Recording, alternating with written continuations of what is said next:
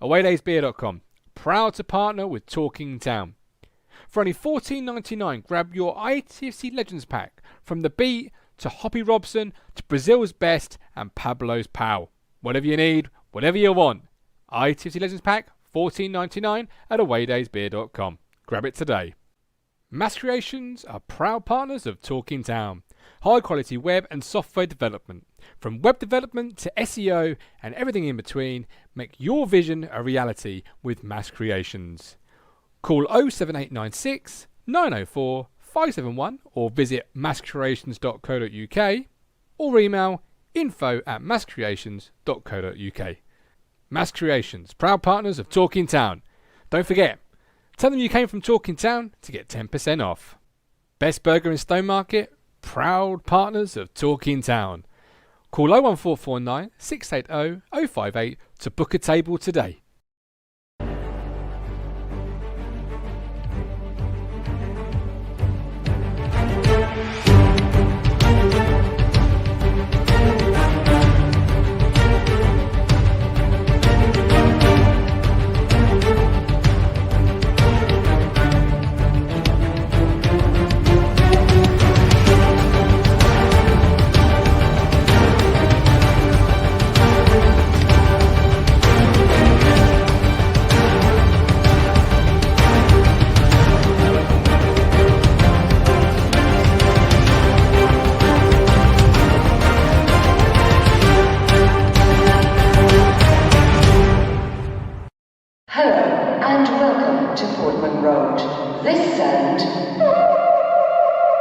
Indicates an important announcement.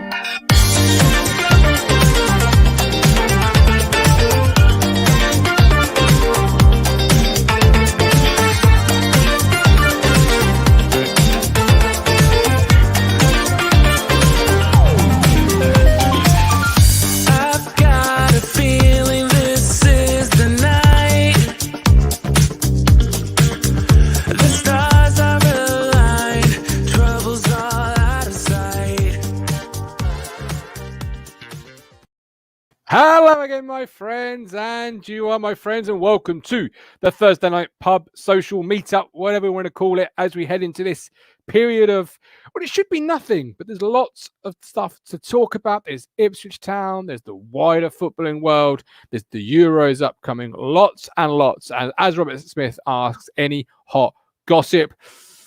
Not quite yet. There's a few things to run through, but welcome in, guys. Get busy in that chat. There will be a link, of course, to come on and have your say. It is the 40th anniversary of an absolute wonderful day. A day I wish I was alive to have seen and appreciate. And somebody said earlier, they'll never forgive their dad for being of an age where they can go across Europe and watch their team play, but not just play, but win. And yeah, I kind of agree. Yeah, it's almost like, that was the heyday of supporting Town so far. And we weren't part of it, but we can remember it. Jason Clayton, welcome in.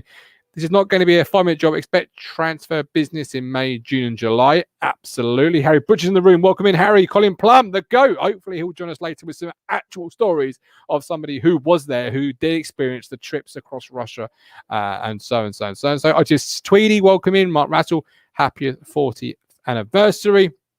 Bring back Bartman, says Ben. Ben, don't say it if it isn't true. Please don't play with my heart in that way. There's a song, isn't there? David Bachter, bombed Messi off too old. Yep. Right. Let's bring in our first contributor. You know her as the Queen of Spirits. She is, of course, Tractor Girl Amy.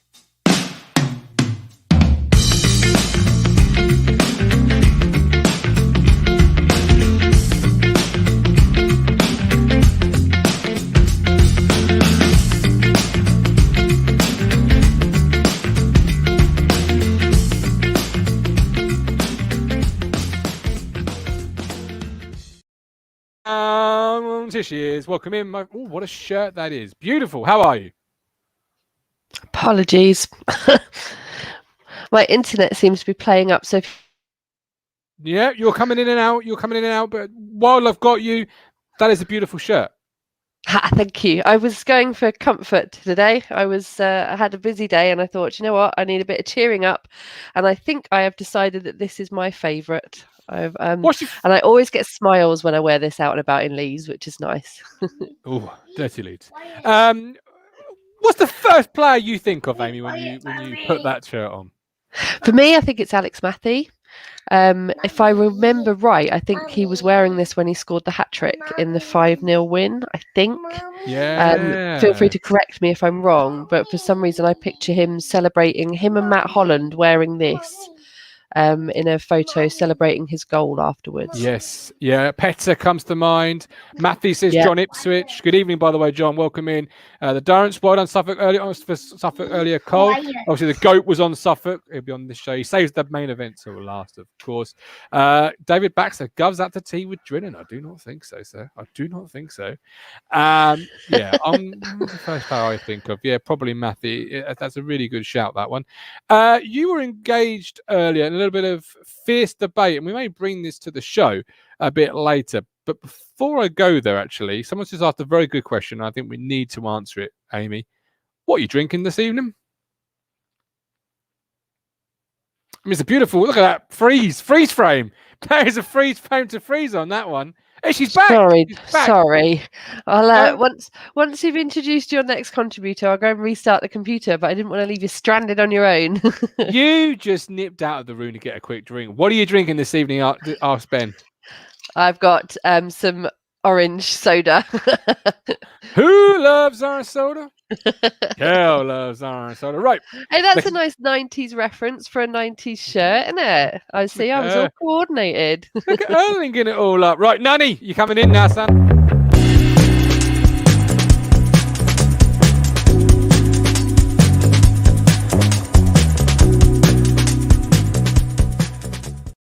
Good evening. The designer known as George Nunn. Beautiful backdrop. Everyone's putting me to shame these days. How are you doing, my friend? Yeah, I'm good, mate. How are you? Very well. It's nice to meet somebody with a decent connection for once. It's just a shame you're north of the A140 divide. I restarted my router just before because I didn't want to risk exactly that happening. Mike Baker says, don't talk about flags, Gov. Yes, Mike's flag got a lot of debate on social media. Have you seen Mike's flag, George? It is American flag. Mike, get a picture and drop it in the chat because I reckon the designer will have a lot of love for it. James Reed, good evening, Martin Amy. Is it true we have signed Sonny Bradley?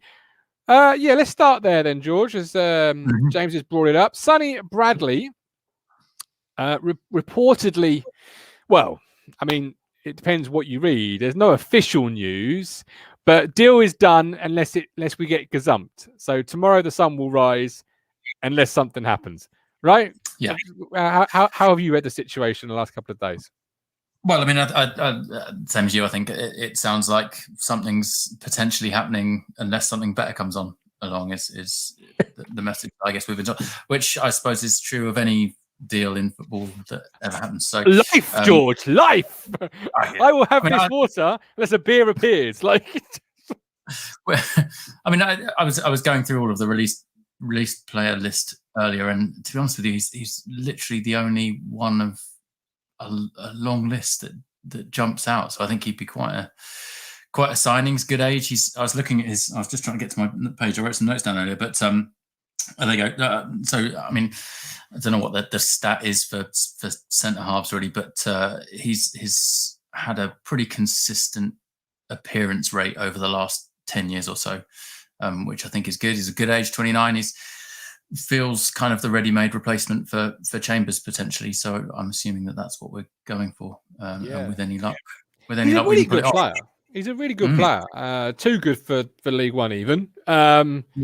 It's just, everyone keeps tweeting it's done, and then, well, it's not done, is it? Well, I expect when it's done, we'll hear about it. So I don't think we're at a time of year where there's any need to hold these things back. Is there? Maybe I'm wrong. I don't know. 1st of June, maybe, but well, it's just the way things are worded these days, Any other site you'd be saying rubbish. But yes, Chamber's twin, says Ben Moore.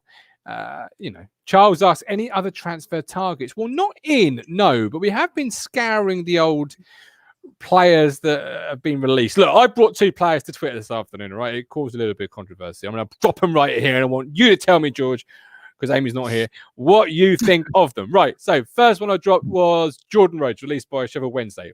What are your thoughts on him if we were to go for him on a free transfer? I think the moment passed with Jordan, didn't it? The way it all went down when he left was a massive disappointment for me at the time. I didn't think there was much of a way back for him then, probably. I think it's difficult with how he behaved on and off when he was up here. I'm not so fussed about that, but I also just don't think he's... I think we can probably do better. 7 goals in 36 games this year for Wednesday. I think we can do better. He was undoubtedly a goal scorer in his day. I don't think it's his day anymore. He may very well go to Huddersfield, as it sounds like he will, and prove me entirely wrong. But I don't think it's the right move for us, and I don't think it's the right move for him. Okay. John Ipswich says, on here a lot, so just subscribe. Thank you. Thank you very much, John. By the way, guys, in case you're not on social media, we are striving for 2,500 subscribers. If we hit 2,500 subscribers before the new kit is dropped, George, what will happen? We're going to give away, you're going to give away 2 shirts of the subscriber's choice, either home or away for the 2021. Absolutely. And as you rightly pointed out, make sure you do put the year in there in case somebody says, I want that shirt. Because it's going to be a current year shirt, Amy. But we're just talking about transfer rumours. 2 players that were released today. I dropped these 2 on Twitter. I want to get your thoughts. George has just given us his thoughts. But what are yours on what if Jordan Rhodes returned back to Portman Road on a free transfer? Now he's been released by Wednesday. Not impressed. Not. I don't like that link at all. I think we had enough bad luck with a previous budgie at Portman Road last season. We don't need another one this season. Why are people holding that against him? And by the way, Paul Cook didn't do not much better with his squad, by the way, did he? Let's be honest. So people keep slating the Scotsman that won't be named, but things didn't improve the way everyone thought they would. So maybe it was just a shockingly bad hand he was dealt. Of course. Is it really that much? We can't say too bad about him, can we? But is the Norwich League really that much of a bad thing? For me, I feel yes, because there's that video of him singing Ipswich Scum and getting involved with the fans, and I just don't think he likes the club very much, and I don't blame him for the way Roy Keane treated him. But I just maybe it's that thing, isn't it? You can't go back. You can never go back. What's the point in going back? That said, if Marty Waghorn would like to come to Portman Road, I will happily... No. You can't be choosing what you go back to and what you do not go back to. Yes, but Marty Waghorn's a nice boy. Jordan Rhodes, I think, probably got more goals than Waghorn. I don't know. Don't quote me. Second name I dropped was Kieran Westwood, goalkeeper, just been released from Wednesday, 37. I would be all over it. I think he'd be a great stopgap, a great 1-year, 2-year player. What do you think? I'm going to do that to you first, George. Kieran Westwood, what if he was arrived on a free transfer? If we're replacing both of the keepers, then yeah, why not? I think he'd be a good, potentially first choice, but I wouldn't rely on him for an entire season at 37 probably. So I don't know what his injury record's like. To be fair, not good. Made of crisps. Then definitely not first choice goalkeeper. So yeah. I mean, he's got pedigree. He's still at an age where he can throw himself around a goal, I'm sure. So I wouldn't be against it, but not as a, I don't want, I've said this before, I don't really want either of our current goalkeepers to be here. Certainly not our first choice goalkeepers. So, maybe as a backup, but not as our first choice. I think we need someone else. Don't ask me who that is, but yeah. Yeah, no, my thinking here, Amy, is I'll stick with Westwood. 37. People keep saying you want younger. Yeah, fair point. Get that. But you also want current ability right now, right? We want promotion like yesterday, like last week. You can't be developing somebody for 3-4 years, and give me Westwood for a year, 7 out of 10, 8 out of 10, and have somebody behind him who's younger, developing him, not with the pressure of being a first choice. What do you think of Westwood?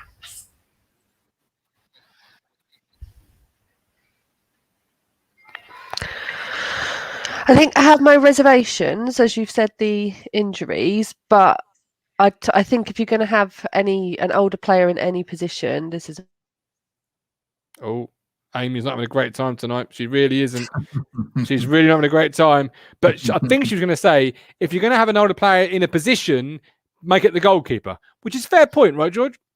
Yeah, 100%. Like I said, I'm sure he can still get around a box. But if he is made of crisps, then we'd need to be wary, wouldn't we? But he'd be a decent.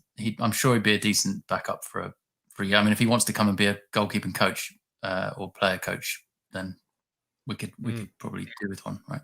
Yeah, absolutely. You've got Hawks, Westwood's boys man of glass, throws a tweet that Pram manager doesn't agree with him. No thanks. I like players with chips on their shoulders, George. You know, they've got chips on their shoulders because they're bloody good players normally. You don't get shit players with chips because they end up going to a non-league side or they end up going out of the game. I'm not sure I completely agree with that. I'd need to know what the situation was that he had a chip on his shoulder from. But yeah, I think there's probably I can tell you a little bit nuance between chip and attitude. He's been dropped by every manager but brought back by the very next one. So it almost seems like, from the outside looking in, manager struggling for his job. Change the goalkeeper, change the back line, change whatever you need to change to try and get a run of decent results. That manager gets sacked.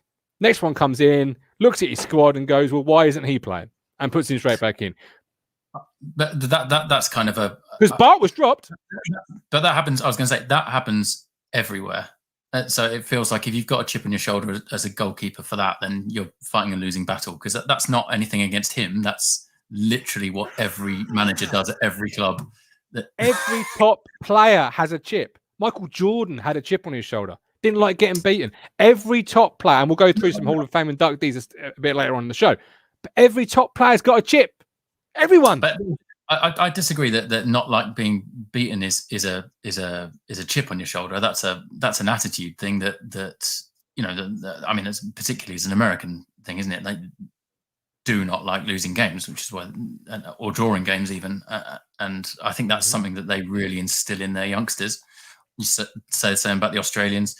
As a cricket fan, I think it's something that we don't have as a nation, particularly, is that kind of do or die, win at all costs attitude. I think that's something that good managers, it's something that Lambert did really well up here at Norwich, actually, but and never quite managed with us. But getting that attitude back, I agree with. Getting as many players as we can with that kind of attitude, I'm all for it. Absolutely. Let's see if she's back in the room. Amy down. Don't worry, it happens to us all.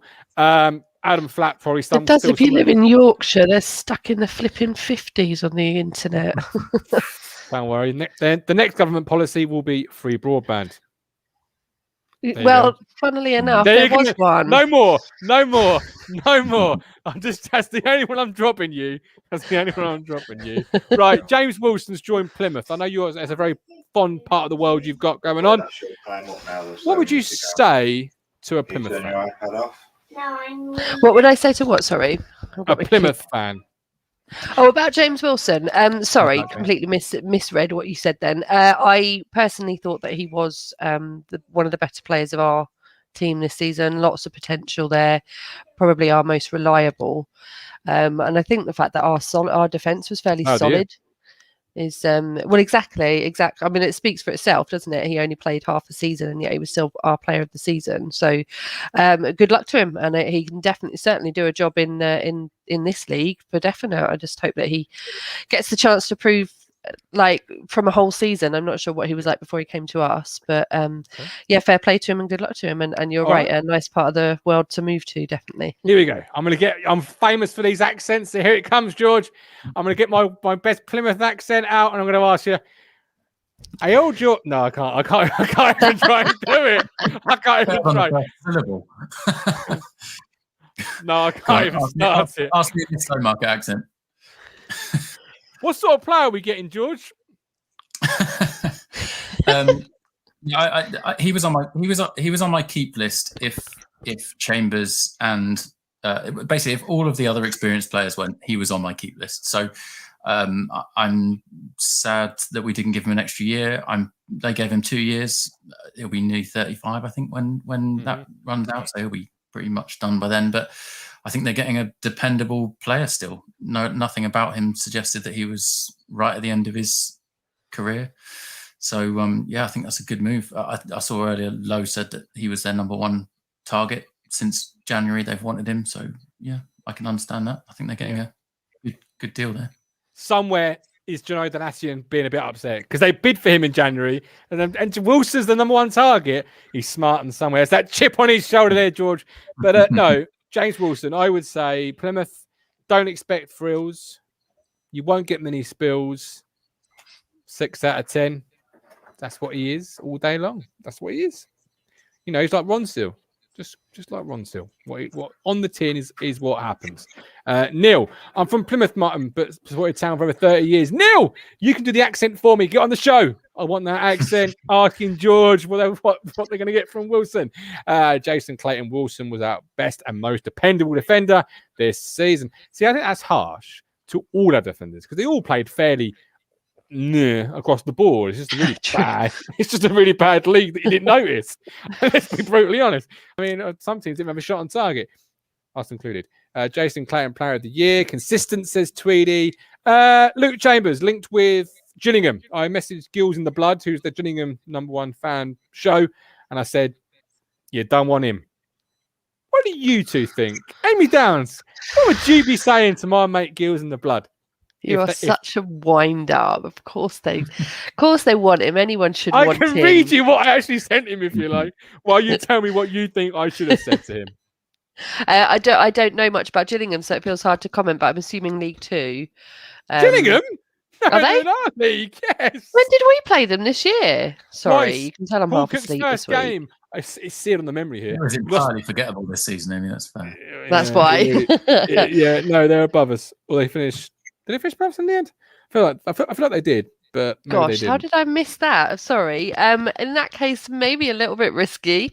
But I'd like to see him. I still think he's got a couple of seasons in him personally. You know, he was one of our most consistent defenders. He was constantly in that team. And as I've said to you before, there is a reason 5 managers have not only put him in the team, they've made him captain. And I think wherever he goes, he will make a positive difference. I'd be surprised if he moves that far away from Suffolk, though. Personally, I think it was quite settled around there. Just over the Dartford crossing, in it really. George, I said to my friend, "You do not want Chambers," and he replies saying that bad, blah blah blah. I put, "He's gone, mate. He'd want to play centre half. He's never been able to read a game. Combine that with his age and his pace issues.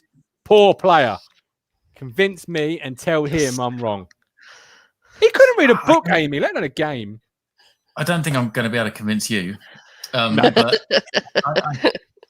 that doesn't mean I don't think you're wrong. I think it depends if they want a captain, then I think he could do a good job for him. I think he's going to be dependable at right back for another season. Right back's it's one of those positions that you don't necessarily want to go into a game knowing that you're going to have to use one of your subs to replace your right back. So I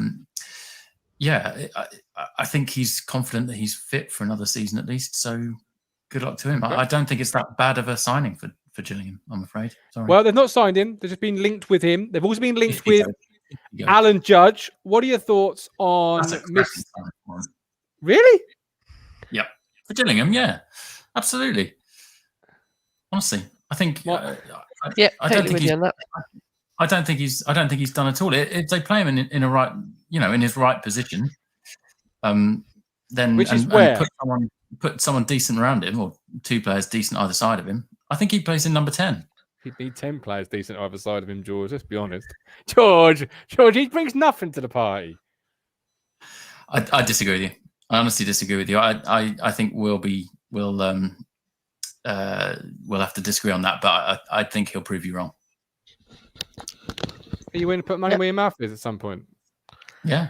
Oh, I love it. Right. Well, we'll wait to see where he goes, and then we'll put some over and unders on the situation. Amy, Alan Judge, Gillingham, what do you think? I really like him. I do. I'm totally with George. George and I are on the same page with this one. I think he's. I'd still think that that he could, it's again, just like Chambers, I still think he's got time in him for League One. I think that he was the one that made the most difference in most of our games, particularly towards the end of the season. He was the one making the difference. We just were struggling with scoring goals, which I suppose is, I don't know. I just always felt like he was one of the better players. He, for me, was Player of the Year. Mm-hmm. And I know that you don't approve, but I just think that he's got that, that little bit of quality that we need, like that, just that little shine of quality. There isn't that. We've just been Amy, talking about the defence. You didn't and even know Gillingham was in our league. I'm not going to take your opinion on Player of the Year. Don't, because that's what people tell me online or all the time, and it's really nasty. You for this season? Michael Finch just tired this week. Michael Finch, Amy was on the vino so heavily she missed I like that comment. We played probably Gillingham. Right. He's probably right. Twice. I love you, Amy. You're brilliant. I do love you. Julian Took, we want better players than Chambers. Harry Butcher, Joe still was a little bit left in him. Agrees for both of you two there. Ben says, Jesus Christ, Evans has been drinking more than Amy. I think you've got a little bit of reputation here. Talking of drinks, you've got a bit. Is that a soul you've got there, George? Yes, it is, mate. Yeah, that's all I've got. Good man. I just want to say a big shout out to Sol Bamber, who's announced today that he is cancer free. Big up, Sol. Big up. That is beautiful news. Beautiful news. Right. Yeah. Two other bits of town news before we bring in somebody else. Safe standing being looked at, possibly being brought in next year. Cobble stand block A, I want to say. Too close to me. What do you think of that, Amy? Love it. Just what I'd like to hear. Is that the end? Which end is that? Tunnel end or North Stand end? Nearest the North Stand, yeah. Nearest the North Stand. That's what you want then, isn't it? Definitely. We need some noise out from underneath the bottom of the North Stand, because the noise that the North Stand makes just disappears because you can't hear it in other parts of the ground. Like when you're in the North Stand, it is deafening, but maybe not in more recent years, but when you're outside, so I normally sit in the Pioneer Stand, Co-op, whatever it's called nowadays. That's where my seat is, and I can't hear the North Stand. But when I go with my friends and I sit in the North Stand, it's overwhelming sometimes how loud it is. It's down there, so it would be nice to move a bit of the noise there. That'll also be near Nathan the drummer, won't it? So and section 6. So that's a nice. I like the idea of that. Only thing that slightly concerns me is that it's I read somewhere that it's season ticket holders only. So it's a bit of a shame that those of us who don't have season tickets won't get the chance to try out the safe standing area. I don't know if that's for definite or not. But also it's what you were saying, that the season ticket holders need to be treated like royalty, and they need to get perks like this to encourage them and thank them, I suppose, for buying a season ticket. So I love it. I think this has been a long time coming. I know that, to be fair to them, I think the club had been looking into this for quite a while, so it's nice to see it come to fruition, and it's just nice to see football moving out of the dark ages and realizing that actually the safe standing is possible now, and that there are ways of doing it, of letting us stand up and keeping us all safe still as well. It's just nice to have the two different options. Like Accrington, the away stand is standing, and there's like a section of the stand next to you where some of the away fans can go and sit, so you've got the options, you can choose, and that's all I think we've ever needed, and for those of us who are standing, to not have seats bruising our shins. But you've got safe standing already, George. It's called the North Stand. Who sits on that stand? I think it's the key is the word safe there, not standing. Yeah.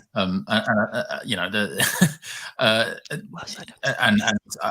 have to believe that there are reasons why it is unsafe to stand with the seats as they are, and I'm sure there's all sorts of reasons that I'm not aware of. But I think it's a great idea. I think it's exactly what we need. I think Amy's absolutely right. We keep, it's one of those things we keep hearing about the potential of coming in, or we're investigating it, but it's one of those things that never quite happens.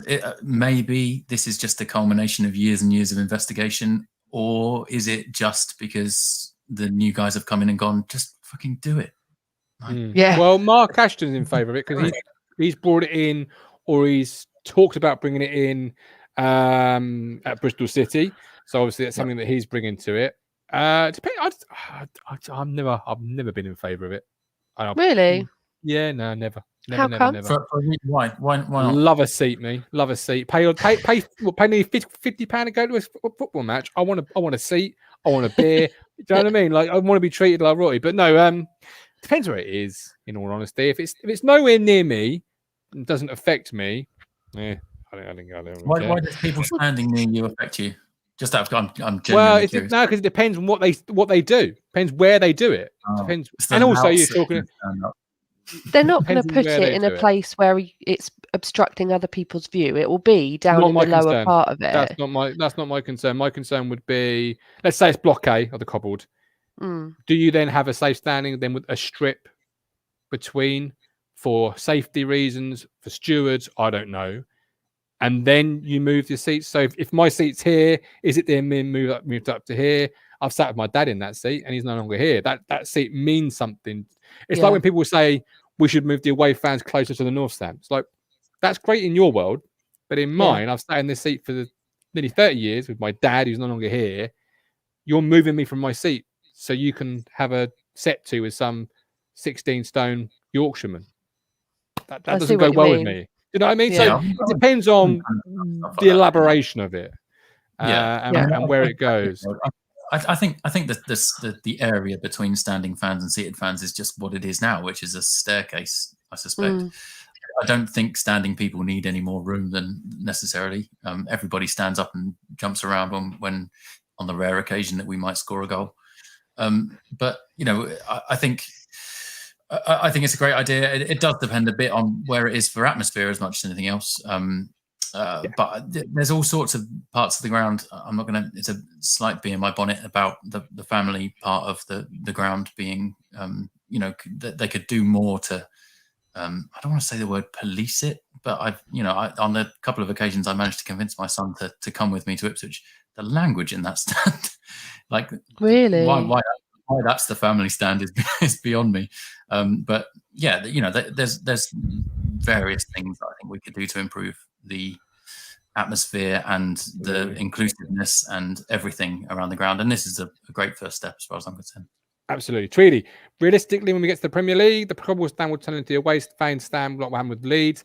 No, that's a bit different. Leeds only happens because we can't fit our own stadium. That's the truth of it. If we had a full stadium, Leeds would get their allotted small section job done. It's because we can't and they can, which is embarrassing. And I've always thought that's embarrassing, but that's the way it is. They were expecting to be promoted that day, though. Not taking any credit away from Leeds fans. They always take loads down to Portman Road and everywhere they go. But they were expecting to be promoted that day. They were climbing over each other to get tickets for that game because they were expecting to be champions. It was nuts around here. People just I had people messaging me asking if I'd be able to get them a ticket. I was like, no, I'm not gonna help any Leeds fans celebrate at Portman Road. And then we had a great day, didn't we?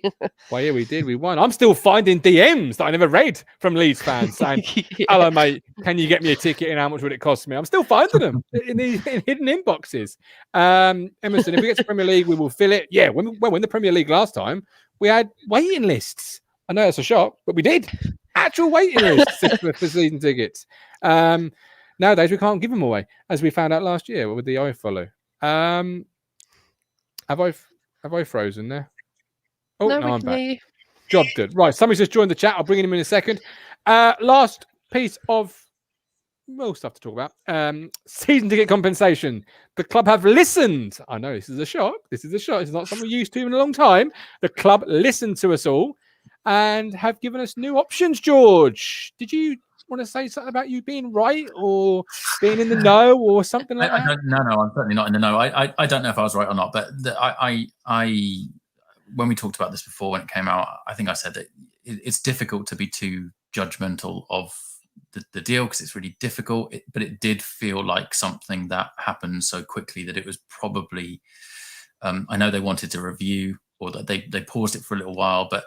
It feels like one of those things. If I came into an organisation like Ipswich, I'd probably want to think that I could trust at least the person that's responsible for ticket compensation to know the language in certain press releases that have gone out historically over the past and everything else, and to make that decision, because relatively speaking, it's just keep the fans happy. Don't do anything that's dumb or pisses them off or potentially makes them cool trading standards to say that we told them this was free and now we're telling them it was, there's only so much due diligence you can do when you buy a club, I guess. So you have to trust the people that are there to make some right decisions, and they just fucked it up. They did. And I think it's great. I think that the new compensation model is excellent. I think it probably goes beyond what I would have said they needed to do to make it right. I think I said at the time that it's just one of those things. Maybe they just need to, brush this one off, because I don't think anyone would have really made that much of a fuss about it. Maybe trading standards might have had a word, but if that did actually go through them. But I think that this new arrangement is fantastic. Can't imagine anyone's got a problem with it. Yeah. Oh no. Yeah. Agree. Amy, what do you think of it? Because I did say at the time, what they want to do is do something like put points or money on your team card. So it's internal money. They're not giving anything away because you're spending it with them, and they might increase sales. Also, might be a way of getting through SCMP because it's more revenue technically into the club. I don't know. I'm not the finance guru there. But what do you think of it then? New compensation. I think a friend of mine has still got the voucher that you guys got from the 2020 season as the refund. It was the goodwill gesture, wasn't it? Because he hasn't been able to go to the shop to spend it. It's absolutely ridiculous that they've not given them given out an online code or something like that. So he knew what he was doing, didn't he, old Marcus? Absolutely, he did. I don't think I can add anything to what you guys have said. It just is nice to feel like the current owners have actually listened and cared what we thought, because I don't think if Evans had been here there would have been any kind of U-turn like we've seen this week. I just don't think Evans was very much the fans don't understand football, they don't understand running a business, I'm just going to keep going my way, and clearly the new owners don't feel like that, and they understand the importance of building a relationship with the fans, and it could have made things very sour, which is a shame after such an exciting takeover and start to the summer, and everything's going our way at the minute, everything's plodding along nicely. It would have been a shame to take a step back with the disappointment of not getting refunded, which everybody was more than entitled to. You didn't get the product that you paid for. It's as simple as that. And I think it's ridiculous that anyone, be it football clubs, concert places, we've got tickets to go and see Paw Patrol, and the rearranged date is the same as our wedding, and we can't get a refund for it. It's 40 quid each, including for our 2-year-old. Exactly. It was a birthday present for Harry, and he would love it. It would be well worth it, but we can't, and you can't sell the tickets because you get done for doing that. But anyway, I digress. The point being, lots of people have made massive mistakes, and other companies have realised, like Airbnb, if you had to cancel for COVID, you got a refund. So there has been companies that have done really good job with that, just been fair. And that's finally is what our club seems to be going along those lines now, and actually thinking about us, hopefully. One thing I will say though, and I think I said it to you, Martin, that after saying that no one's going to have a problem with it, I meant to reread it because I might have misread it the first time through, but I thought even the press release was lacking a certain amount of contrition. I think it said something like, we thought the first deal was, we didn't have to give you anything the first time round, but now we're giving you something else. So it smacked a little bit of someone that had been told off and then was writing this with a little bit of kind of, oh God. It wasn't quite as friendly and as celebratory as I thought it might have been. It was just a bit like, are you happy now? Yeah, 100 lines. You will give me lines, boy, about why you're wrong. Yeah, it didn't come from our American friends, because it was a real kind of doing it under duress undertone to it. But anyway, like when your kid says sorry and they really don't want to. Yeah, exactly that. Emerson said you can use it online if you contact the club, Amy. So maybe your friend needs to contact the football club. Ed Sheeran, Jason Clayton. Ed Sheeran posted a picture of himself promoting Suffolk. He got 1.6 million likes. I hope they've ordered plenty of shirts. George, tell the people at home about our shirt giveaway. Again. If we hit 2,500 subscribers before the new shirts are released. Now, is this before they're shown on social media, etc., or before they're available to buy? I want to be clear on the terms and conditions here, Martin. To be determined. Depends how close we get. If we get close, I will review the situation. Yesterday we got like 90 new subscribers in one day. Madness. We just need 10 a day for a while, and you're there. So if we get to 2,500, we're going to give away 2 shirts to 2 separate people, one either home or away for the next season's shirt of your choice. Absolutely, yeah. It won't be good. No, not should be good. It will be good. There's that. Not. Come on, get the American stuff you've just been talking about. Get the positivity. Get the will be good. Right. Okay. We have got something very special joining us now to discuss something very special. It is, of course, Dementia Week this week. So joining us now is the author for the Football for Brains 21. It's a football quiz book that from every Sal will go towards supporting dementia. Get my words out to apologize. Stephen, welcome in. Thank you for joining us. How are you? Hello, Stephen. Are you there? Did I? Oh, Stephen, you're a bit like robotic. Be like Peter Crouch at a World Cup final. You're a bit robotic. Are you there? Now he's on mute. Take yourself off mute, Steve. Steve. There he is. You hear me? Are you there, Stephen? Yes, we can. Loud and clear. How are you, sir? I'm good, thank you very much. For the difficult stuff. No, we've lost you, Steve. We've lost you. Anyway, hopefully bring him back. If not, bring him back another show. But he's got a great book out. I will drop his Twitter page in the chat.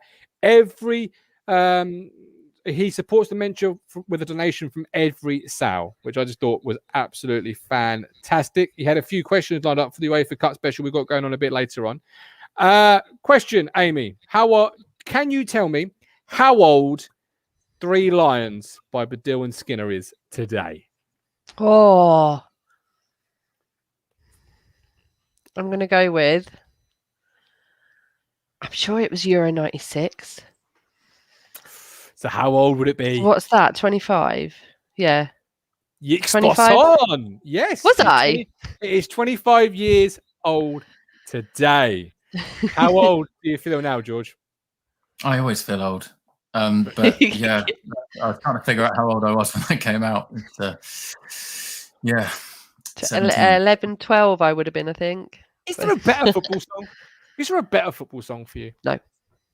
Not on this earth. No, probably not. Not one that meant so much to so many people at the time. I think it's easy to kind of listen back to it now, although I haven't listened to it for a long time. Maybe I should, but listen back to it and kind of think it's a bit chintzy. But at the time, yeah, it was just a phenomenal anthem. That summer was amazing. Don't worry, you'll be hearing it again soon. Not on this show, but it's coming up to a major tournament, so you'll be hearing it soon. Only one other song I think it comes close to it is Meat Pie Sausage Rolls. That's a great song. Meat Pie Sausage Roll. Come on, England, gives a goal. Ooh, it's a corner. I can't say I've ever heard. Surely Bindaloo. Oh, that's a good shout. Bindaloo. Yeah, I like that. Lee says best song ever. Rob Scott. People on TWT were saying it's going to be a while. Who knows? Though. Away shirt. Right. Vindaloo, best foot song is one F. Right, George. Only Fools and Horses has a birthday today. Can you tell me how old it is? Since its first episode, Only Fools and Horses. That probably is older than me. No, I wouldn't even like to hazard a guess. Is it? That's probably not older than me, is it? 82. How old are you, George? That isn't older than me. I'm 41, going on 42. 40. 40 Yes, years? it's 40 years old today. It's going to be a round Only number, wasn't balls it? and horses. All these people in there. Emerson's right, Lee's right, Nick's right.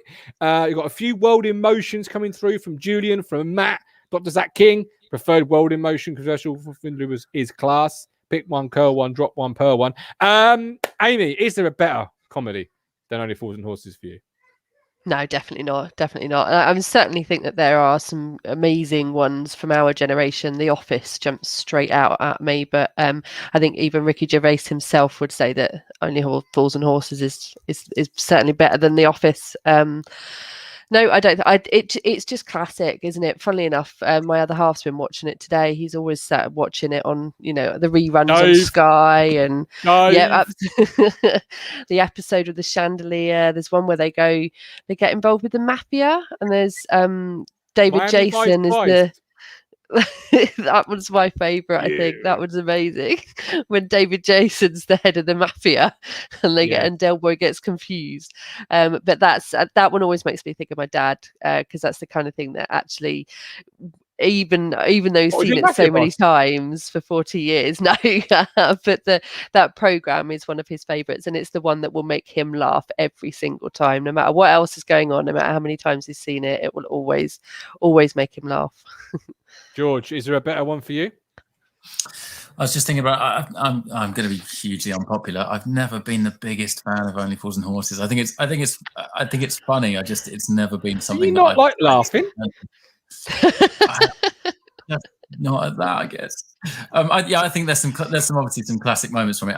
It's never been my go-to. I'm afraid to say. Sorry. Maybe you've just got a more sophisticated sense of humour than the rest of us, because I think it's the dad humour. He hasn't got one. He hasn't got one. There's no danger of being more sophisticated. No. Well, Scott just sent me a lovely picture. Apparently, Terry Butcher came very close to being in the Three Lions. You know where it says Bobby belting the ball? The original lyrics were Terry Butcher at war. So he came very close. I think Bobby belting the ball is a better line, if I'm honest. Yeah. Not a better player, but a better line. A few comedies coming in. We've got Early Doors from Julian. I love Early Doors. That's got Craig Cash, who was with the Royal Family. He was Dave Best in that. Royal Family is another great comedy. I love that of Ricky Tomlinson. My ass is just a hell of a catchphrase. 40 Towers, says Nick Muller. The Office, Harry Butcher loves. The Office UK is better than The Office US. That's my take on that. David Brent is better than the American version, whose name escapes me, but I'm sure George. Steve Carell. Steve Carell, there you go. You threw your voice really well there, George. You did a great job. Figuratively, Jason Clayton. Yeah, that's a good one, figuratively. This country I've never seen, but I've seen many different clips of it on the various sort of social media. It's got a character called Curtin in it, like My Cousin Curtin, or something along those lines. Derek. What about Father Ted? Father Ted, yes. Yes, drink, arse, drink.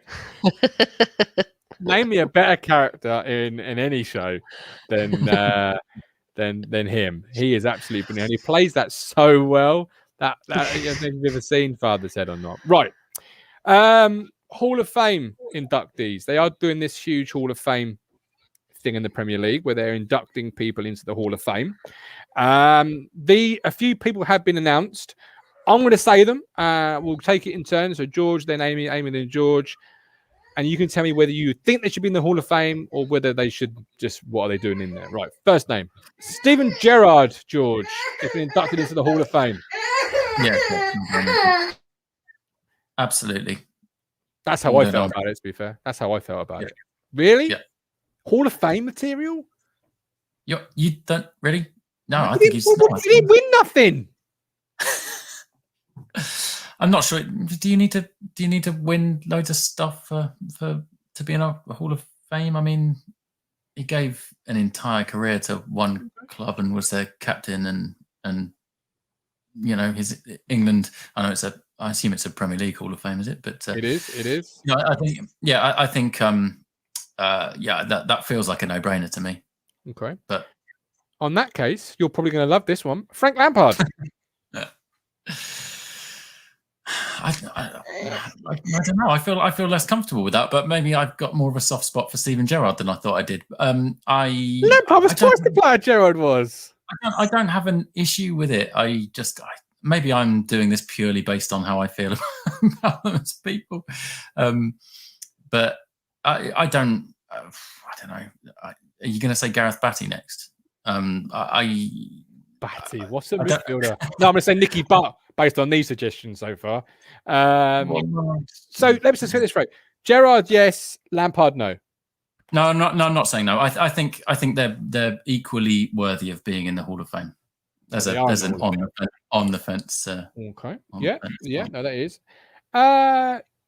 Thierry Henry. Yeah, gotta have Thierry in there, haven't you? Yes. Yeah.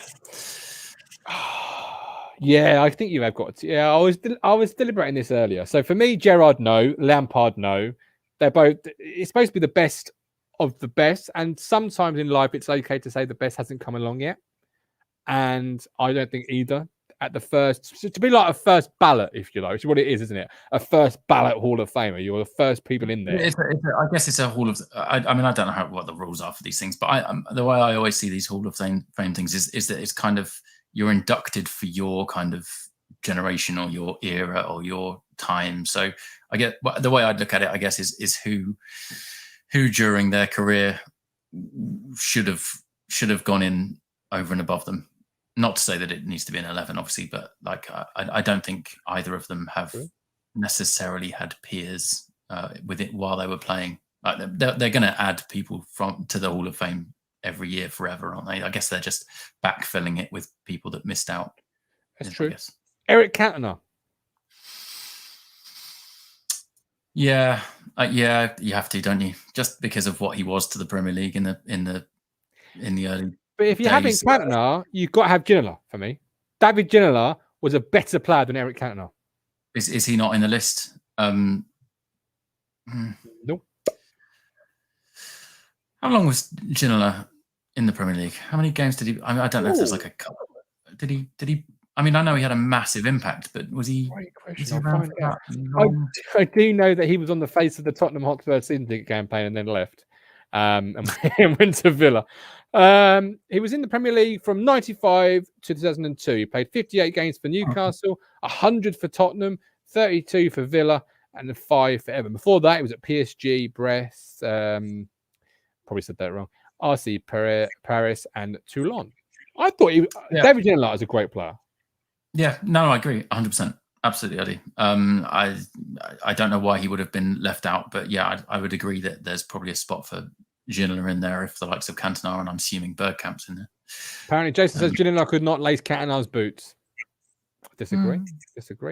David Batty says Lee Brown. Yep, I'm up for Batty. I'm up for Nicky Butt. I'm up for all of those being in the Hall of Fame. Why not? Let's try and bring Stephen back in. Hopefully, we'll sort out the connection issue. Stephen, welcome back. You're on mute now, Steve. Steve, you're on mute. Let's try again. Stephen, this is Moscow calling. Stephen Moscow calling. What is your points total, please?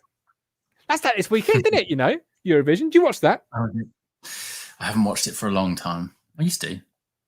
I love a bit of Eurovision. I've got to be honest. I absolutely love it. While he sorts himself out. Yeah, no, I absolutely love Eurovision, mate. I watch it every year. I know it's a huge thing. Lee says Scholes, best opposition midfielder I've seen at Putman Road. Fair point. If Steve can't sort himself out, we'll have to try and do it on Sunday's show. Let's see if he can just work his magic there. I can't unmute the guest mic apparently because you've muted it yourself, just to let you know. Jason says, "Shooting, we have a problem." That is Dr. Zach King, the good doctor. Ginola, no way. We'll have him for breakfast. Sorry, granola. That's the one. Very good, doctor. I like it. Another one. Alan Shearer into the Hall of Fame. Surely a yes all round. Yeah, of course. Yeah. Top of the list, I'd imagine, wouldn't he? Or close to it. Well, yeah. I mean, there's a player that should have gone on and played at other clubs and and done something. He retired from international quite early, didn't he? Did he retire? I know he was at Newcastle for too many years. He gave them the best years of his life, and they gave him absolutely nothing. in return. I know that much. I mean, they were as good as they've been back then, weren't they? They were. For a long time, Stephen can't. He still can't sort himself out. Bless him. All right. Let's swing it round to the 1981 UEFA Cup final. 40 years today. What are your memories? Get active in the chat. Let me see if Stephen's got his mic unmuted. It's telling me he has. Hello, Stephen. Hello, can you hear me now? We can. Yes! Hello. Back of the net. I'll tell you what, it's like Eurovision. It was like getting nil pois for about 10 minutes there. I just didn't know what the hell was happening. So well, we have to call you Scooter, my friend, and you can get Neil Poir flying the flag for England. Yeah, well, that's how it is, isn't it? It Sometimes. is. Are you a Eurovision Song Contest fan? I must admit, I do watch it with my mother and father-in-law, but I don't think we're going to be watching it this year. We may be watching it at home. But we'll have to see. Okay, right. Your book. Tell us all about your book, Football for Brains. What is it? Why is it? And what's it going towards? A really good cause. Okay, well, it was a book that I decided to write during lockdown. Not my first effort. It was about 25 years ago since my first book. It was called The Ups and Downs of Ipswich Town. So since 25 years on, there's probably been more downs than ups, but we won't go there at the moment. The new book. Like I say, I wrote it about during lockdown. 100 pages, about 740 quiz questions. Some difficult, some hard. There's 81 questions in there relating to UEFA Cup 1981. We've also got a series of articles that I've written myself during lockdown as well, experiences of people going to games between lockdown, how to collect football cards and programs, which I've done since I was a kid, about 40 years. And the main reason why I wrote the book, it's supporting the Scores Project, which is based at the University of East Anglia in Norwich. They're looking into links between headering and dementia, which is very in the news at the moment. So it's very, very topical. They're talking of banning it, aren't they, for kids heading a football? Yeah. Certain ages have already been banned, and I think they're looking at banning it higher up as well. So don't get me wrong, I love football. I've always watched football, Ipswich fan for 40 years plus since I was 4. Like going forward.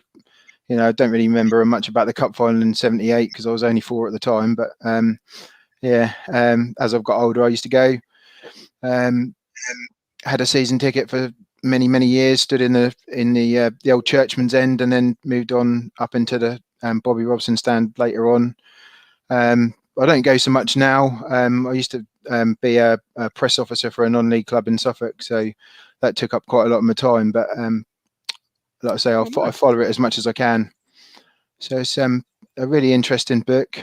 It's available at the moment on eBay and in several independent shops. I'm looking to try and get it into mainstream shops as well over the coming weeks. But I mean, at the moment, it's quite difficult to get the things out there with lockdown and different things. But I did have some positive news last night. One of our new American owners is in the process of buying a copy of the book, which I will be forwarding to him very shortly. Beautiful. I've just dropped the link to the book here. So, get on it, guys, because when they buy a book, Stephen, before we go on to the questions, what you give a certain to dementia, is that correct? Yeah, I mean, like I say, the Scores Project, it's based at the UEA, and it's looking into the links between headering and dementia, and that. So far, they've probably asked or got 60 or 70 people to actually undertake some tests. Old players, sort of age range, sort of 40 to 50 years old, probably. And they've also got about 250 non-league players as well of a standard. I mean, you could play non-league football for 25, 30 years on a Sunday, on a Saturday, progress up the leagues, and you're not going to know whether you've got it until you've got it, if you know what I mean. So it's debilitating and it's a really worthwhile cause. I'm in the actual newsletter this month. They also do a lot with Head Start as well, which is a Suffolk-based program. They done a talk the other week. They had Steve Thompson, the England ex-hooker from the early 2000s when England won the Rugby World Cup. He doesn't remember anything about a lot of the World Cup matches he played in, including the final. They had a guy called Sam Norris, who was a speedway rider, a young speedway rider. He got hit by a motorbike and had severe brain injuries. Luckily, he's on the road to recovery, and he was talking at the event a few days ago, and they had lots of different speakers. They had Dawn Astle, Jeff Astle's daughter, who sadly passed away several years ago, and he died back in the early 2000s with dementia and Alzheimer's. And for me personally, my nan and my wife's nan, they both had dementia, but not through football related obviously injuries, but like I say, it's a big thing. It's something that's very topical at the moment. They have in the last few days gone to the FA, and they're hopefully being supported with some more funding to do obviously more investigations. I mean, there was a similar study done a few years ago up in Scotland by a Dr. Willie Stewart, and he's obviously they're finding new findings all the way, all the time. So it's a very great cause, really worthwhile good work. cause. Yeah, really good work, Stephen. It really, honestly, well done to you. Right, you mentioned 81. Let's bring in our resident GOAT and let's talk some 81 truth knowledge. Right, 40 years ago to this day, Stephen, you just said that, you've got some questions on it. Let's get some stories of the day. We've obviously had a special on the show, on the channel rather, a couple of weeks ago with Butcher and Osman. I'm dropping that link right in there now. Colin, 40 years ago today. Yep. How are you, Martin? All right. Very well, very well. Good. Hi, Amy. Hi, George. Hello, Stephen. Can I just say, fantastic work, Stephen. Absolutely superb. My dear mother-in-law, who passed away in January, had dementia, so that's very, very close to my heart. So, yeah, thank you what you're doing, and that's fantastic. Thank you. Yeah, right. Anyway, going back to what Martin asked me. Yeah, 40 years today. Unbelievable memories. I went on Radio Suffolk actually today on the Leslie Dolphin show, talking about the Amsterdam trip, and I went over with a really good friend of mine. I was 24 at the time, really, really hot. We went over, we met some squaddies over there and got on the beer, Amy, you know what I mean? And as you do when you're 24, and had a really, really good time. Met these squaddies. Some of them were from Leeds, funnily enough. They came up from Germany to support the town. And, just superb memories. And I always remember, like, when we first got into the Olympic Stadium, it was about 6 o'clock at night or something like that. We got actually in the ground, and it was still really, really hot. And superb. And then obviously France put us 1-0 up after about 3 or 4 minutes, and we thought we was home and dry, but they came at us big time. And it was a fantastic night. And it was a bit of a pity that because a few people were on the pitch and everything, the lap of honour, it wasn't obviously like the FA Cup final. We'd have loved to see them come round with the UEFA Cup. They didn't do it that night because the Dutch police and that wouldn't allow it. So because supporters were on the pitch, but it was what it was. But it was a fantastic night and a fantastic season. I mean, like I said on the radio today, forget what everybody says. We was the best side in Europe that year. Well, hang on, Colin. Hang on. You're skirting over that a little bit here because you've come to me today and you've been on the old WhatsApp, the old blower. Colin's been blowing the iPhone up, and you said to me, and I want to get your candid thoughts on this one, Colin. Right, words found me. Apparently, according to that lot up the road, we had an easy run in 1981. I won't repeat what you put after that because it's a family show. But what are your thoughts, Colin? Well, I've done a little bit of research. Oh, this will be good. I knew this anyway. I've got it down on a bit of paper here, but I can do it out of my head. You'll know I'm not reading this. Hang on, Colin. Hang on. Let's just go on. Let's finish it first. I've heard today, apparently, some so-called supporters of a certain club reckon we had an easy route in 81. Well, I've done my homework. And if you let me on tonight, I'm going to put the record, this is capital letters now, straight once and for all. Well, the mic is yours. You know, Martin, that I've got a history with a certain Norwich supporter. Now, I put that journalist completely in the bin.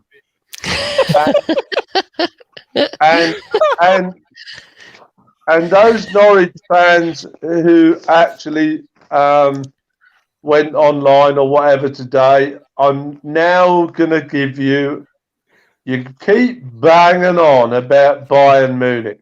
Right, okay, here we go. I hope you're ready for the ride. Here we go. These are the teams, Norwich City supporters, whoever you are, who are watching this tonight, these are the teams that we've beaten in Europe.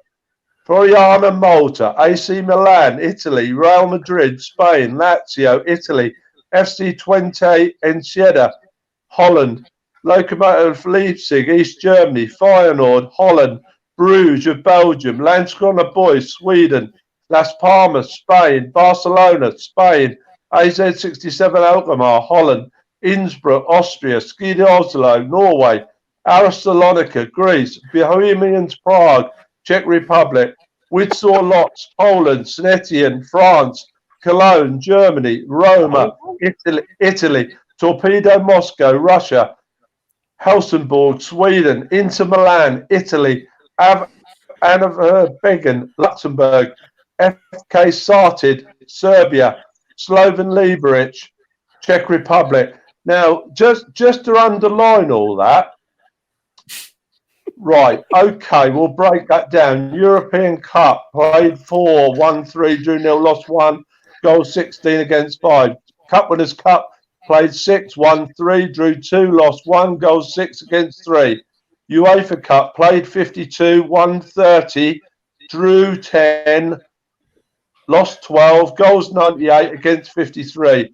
Total, played 62, won 36, drew 12, lost 14, goals 420 against 61.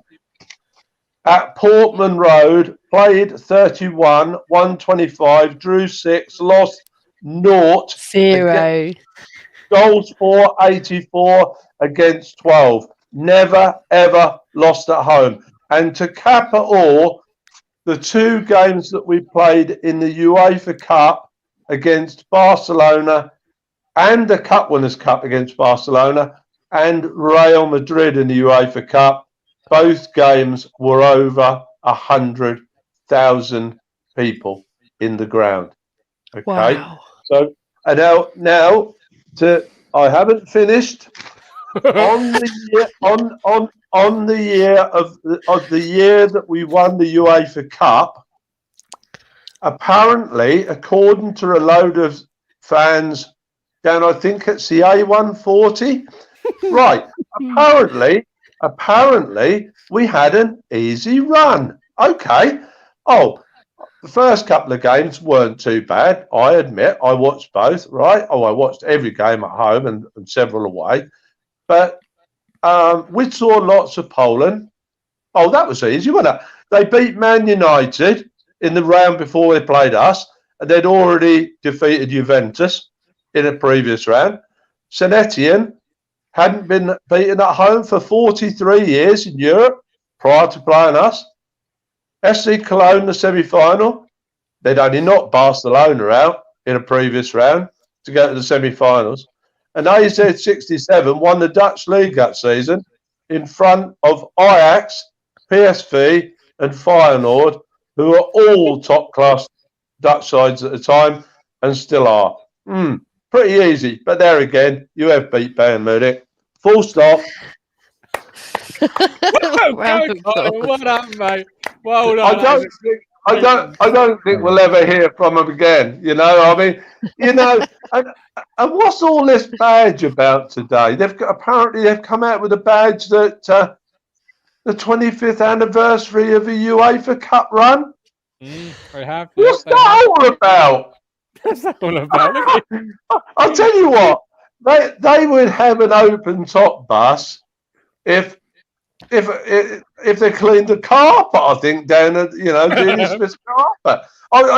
I just don't understand their mentality. I really don't. But anyway, getting back to more important things. Well, you say that, but what's more important than our football club and that great night? And we're so good in Europe, Colin, that Lazio won't even play us at a friendly. They heard how good we were. They're still running scared from that deal in 2001. They don't want to have no part of this, do they? Come on. I did send you that photograph today of my father, didn't I, Martin? You did. Of when France and Arnold came and opened a little car place in Bury, and they brought the UEFA Cup with them. And there were some lovely stories going on the Radio Suffolk today, about, I mean, it wouldn't happen today. They used to take it to fetes, they took it to pubs, they took it everywhere. And that's like France and Arnold. I always remember it. They turned up in this car, I think it was Arnold driving, if I remember rightly. And the UEFA Cup was in the back seat, just like on the back seat. And then they came out, both the Dutchmen came out, and they come over to this little old garage down Tafen Road, it was, in Bury. And they come out, and Arnold or France, one of them had a UEFA Cup. And they came in, and they just opened this garage, you see, and they came in with the UEFA Cup, and several other people obviously were there and to meet them and that. And I actually, as God's honest truth, my father as well, my father is no longer with us, we know. But we both, individually, we both lifted that UEFA Cup, and they allowed us. I mean, you wouldn't probably be allowed to do that now. But quite honestly, I know everybody talks about how heavy that trophy is. But my goodness gracious, I couldn't believe, Amy and everybody, I couldn't believe how heavy it was. It really was so heavy. But like I said before, the thing what really I found was fantastic was around the bottom where they not just put your name on it, Ipswich Town obviously, but they put a little Union Jack on. It's either a Union Jack, I can't remember, Union Jack, I think it was a Union Jack or a St George on the bottom, beside your name. It's quite unique actually, and fantastic. But listening to Walkie today, thinking back, holding midfield player, scoring 36 goals in one season, just unbelievable. And I've got to say, not just John. I know that side obviously backwards, but I'll tell you what, I would say there's probably, obviously including Walkie would probably go for over 100 million now. PM, he'd be 100 million plus. He'd be in the Bale figures. Arnold and France would both be £100 million players. You know, when you think about that side, and I'll tell you what I said on Radio Suffolk today, and I really meant it. We'd gone to the FA Cup semi-final, me and Dad, and we'd lost to a very poor Man City side, to be fair. I mean, Jerry Gay kicked the shit out of Mirren and Tyson. John Bond said they were going to do it, and they did. And they basically, that's what won in that game, really, apart from a great free kick, I've got to say, although I hated it, from Paul Power. But, you know, that was at Villa Park on the Saturday, and we had to go back to Villa Park on the Tuesday to play basically whoever wins. You know, it's like one of those children's things, whoever wins, you know. And we thought, you know, whoever wins that game wins the league. That's what I said to Dad, you know. And we went up there, and to shut and the character that side in front of 50-odd thousand at Villa Park, baying for blood. Gatesy got a worldie that night, and Brazil, I think, got the other, and we won 2-1. And I remember saying to Dad, we've got the title now, you know, because that's the only thing. Dad had seen it, obviously, but I hadn't.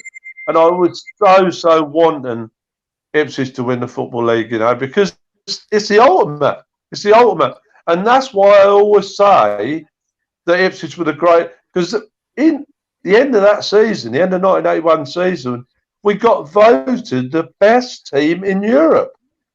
No, Aston Villa didn't. We did. We, you know, and I still maintain, like I said on Suffolk today, when we beat Villa in the third round at Portman Road, and Mara scored that goal, funnily enough, but at PM, I was so hoping he would be okay.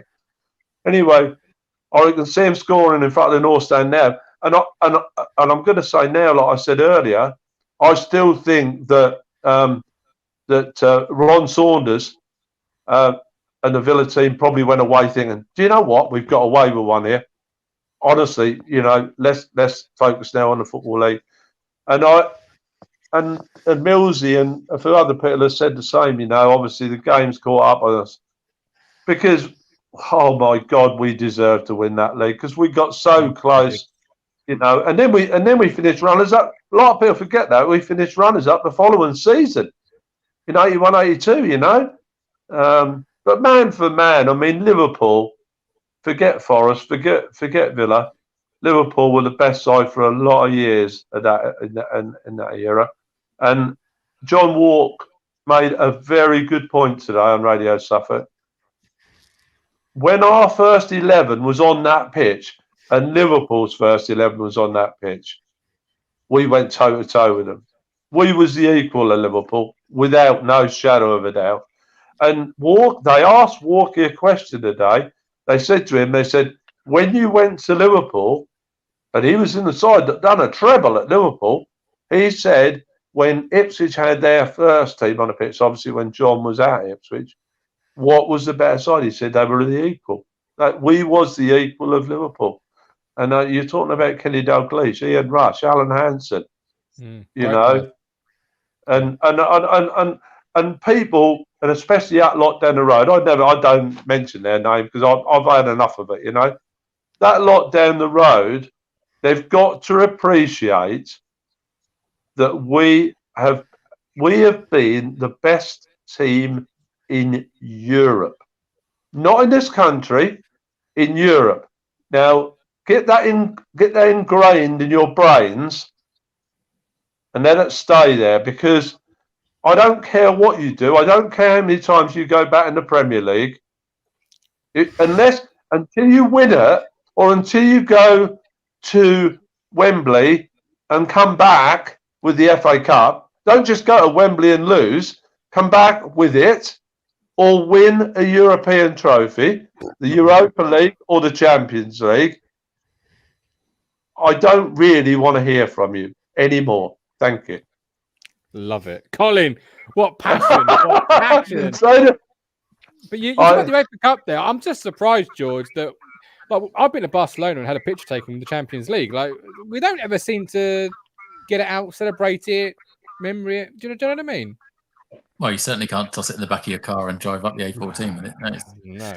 Yeah, you know that those days are never to come back, are they? You'd have to put gloves on to go anywhere near it, I imagine, these days. But we could do special days with the replica, surely. You know, fan zone. Yeah, you know what I mean? Of course. Yeah, if there were, I don't know how it works in terms of the replicas and the actual ones and things, but yeah, like getting it out and even doing those kind of like days where you can have a photo with it. You don't have it doesn't have to be quite as personal as letting the kids lift it up and probably drop it. But yeah, I think making more of a fuss about it. I know, you know, we had some great shirts this year with the old badge on and things, and little touches like that are great, and it shows that they're thinking about it a little bit. But we could do more, couldn't we? I think, and yeah, moving forward, hopefully we do. But yeah, you wouldn't get anywhere near the European Cup these days. Sadly not. Sadly not. Right. I'm going to leave the questions from you, Stephen, into another show, and I can promote the book a little bit more, just because obviously we've run over a little bit of time. Colin, you've summed it up well from UEFA Cup. Amy, what are your thoughts as a Town fan that maybe wasn't old enough to really be there and see it, etc. Or definitely wasn't. Sorry. What are your I was a thoughts on it? twinkle in my daddy's eye at that point. That was definitely pre me. But it has been really nice. I think the club have done a great job on social media today. It's been giving me goosebumps reading through the timeline and just hearing everybody reminisce. And that's why it's nice to hear from people like Colin. And actually, it's now making me think I wish I'd rung my dad today, because he was there. He travelled Europe to follow Ipswich as well. He's very proud of those days. So he's definitely where I get the how I was infected with the love of the club was through my daddy. So it's nice to hear about those things, and it's astounding as well when you tell when you're out and about and you tell people that you're an Ipswich fan. It's Mariner that gets mentioned. It's it's Walk. It's those players of that generation. They weren't just the best in Europe. They were the best in the world, and we had the best players. And it's just incredible to think that was our club once upon a time, and a little sad to think it probably won't ever be again. But I'm proud of it. When Norwich go, oh, all you've got is your history. I'm like, well, actually, I'm proud that we've got that. That is part of why I love my club so much, because we do have those special memories. And I think it's really important that as the time goes on, we are still all remembering it. And I think I've got the DVD somewhere, so I shall have to try and dig that out and watch it this weekend, I think. But absolutely. I think definitely making sure that we remind ourselves of those good times, so that we can cling on to the hope that there will be probably nothing on that level ever again, but something someday soon, somewhere near. Mm-hmm. Yeah. Stephen, your fantastic book, Football for Brains, is obviously available now, we've mentioned earlier in the show. What are your thoughts as we close up on the 81? I'd probably say it's nice to think probably later on in the year that they're going to put something on at the Wolsey Theatre like they've done for the 1978. I know that's in progress. I know Liz Edwards, who's on the supporters side, is in talks and linking up with the people at the Wolsey Theatre. So exciting. Yeah, that will be exciting. Did you see the one they put on? Did anyone see that one before? No. I'm sure Colin did. Colin, did you see it at the Wolsey? What's that? About the FA Cup? Yeah. Do you know what? You're not going to believe this. I didn't actually go to that. No. Oh, Colin, you plastic! No, I didn't either. No, I didn't either. No.